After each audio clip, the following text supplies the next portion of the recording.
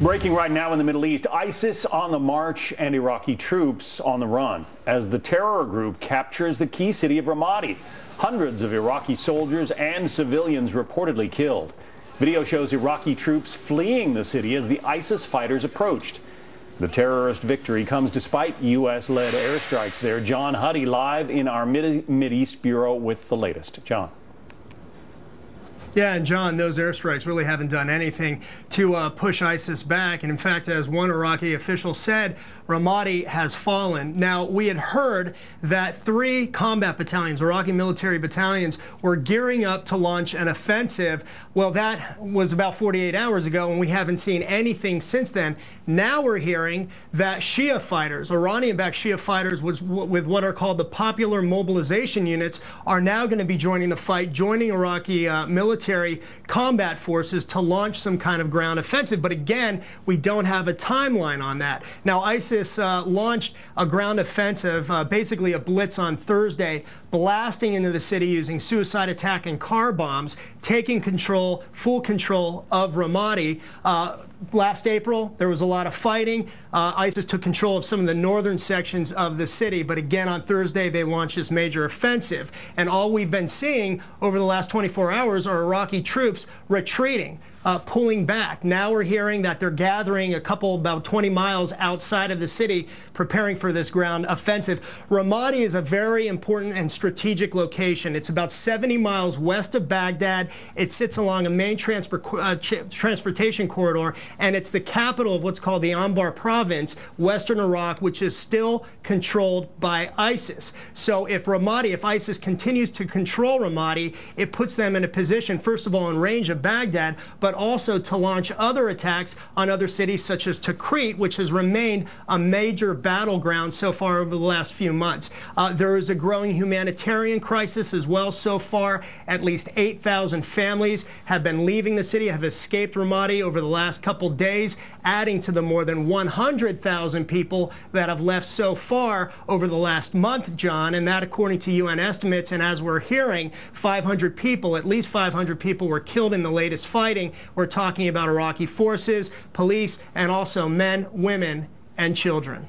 John, back to you. What an awful event. John Huddy, live from our Mideast Bureau. Thank you. Well, the timing of all of this is a key part of this story. As Ramadi was on the verge of falling, the Pentagon was touting the progress made against ISIS. And in a news conference just on Friday, a senior military officer said ISIS is now on the defensive. We firmly believe Daesh is on the defensive throughout Iraq and Syria, attempting to hold previous gains while conducting small-scale, localized harassing attacks, occasional complex or high-profile attacks in order to feed their information and propaganda apparatus. Joining me now, retired Marine Lieutenant Colonel Bill Cowan, a Fox News military analyst. That was just on Friday. And granted, Colonel Cowan, the Pentagon went on to say, you know, we're not sure what the future holds, essentially, and I'm paraphrasing, but what goes through your mind when you hear that from the Pentagon on Friday? ISIS is on the defensive, and then the news this weekend that they've taken over Ramadi.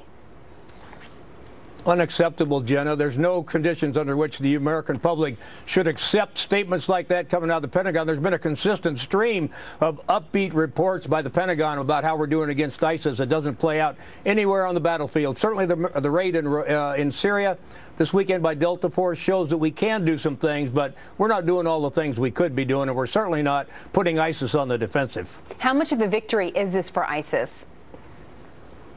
I think it's a real big one. Look, it's a psychological victory. All of us who've been to Ramadi, I've been there. I didn't fight there, but I visited it a number of times. All of our men and women here in America who fought there, those whose families have sacrificed there. Everybody looks at that's a psychological defeat for us. The Prime Minister of Iraq just 2 or 3 days ago said that Ramadi would never fall. It just did.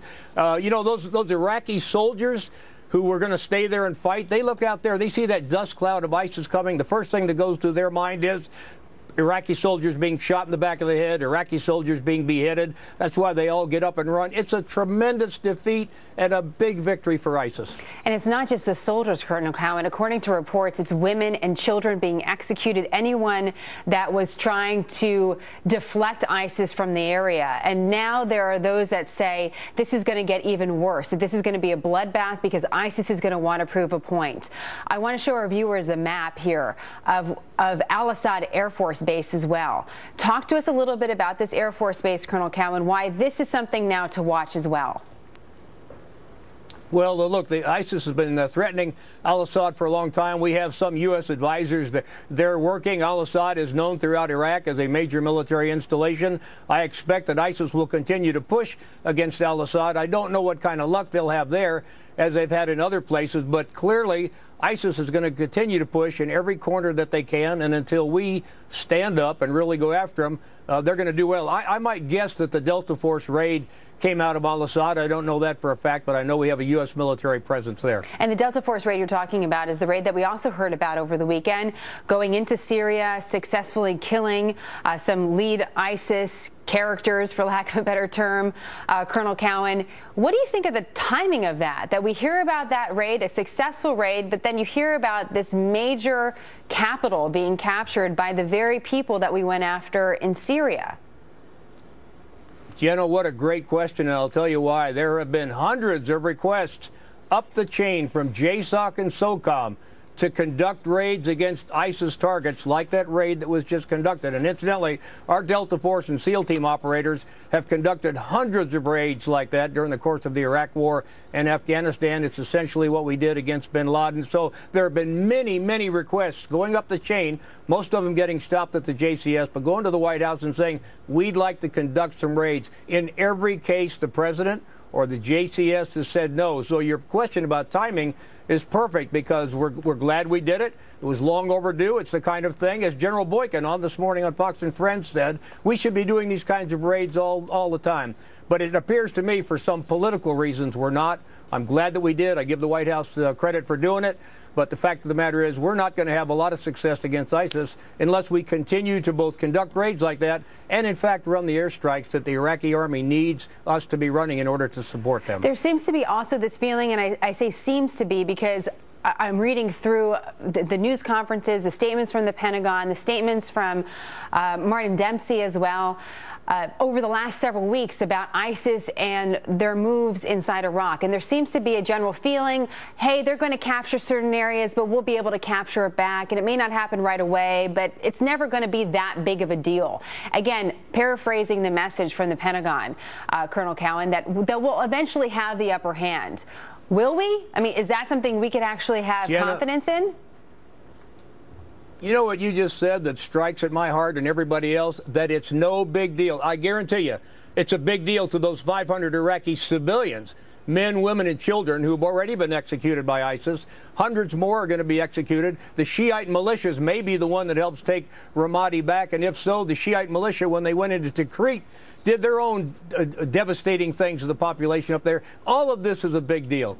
And it's a big deal that, unfortunately, we're not doing the kinds of things we should be doing to push them back. There'll be a lot more lives lost before ISIS gets pushed out of many of these towns and villages that it's taken, if indeed they do get pushed out. Here's a direct quote from the news conference on Friday. These quote-unquote victories by ISIS typically don't materialize into long-term gains. That coming from the Pentagon. We'll see. In the meantime, as you point out, Colonel Cowan, there were many people on the ground, especially in the Anbar province, that stood with our soldiers and helped us turn the tide in Iraq. And essentially, we left them behind. And those are many people that are being killed, executed in the streets, and their children being killed as well. We're going to be talking about that a lot, throughout the next hour and our following hour and happening now, because it's something that can't get enough attention.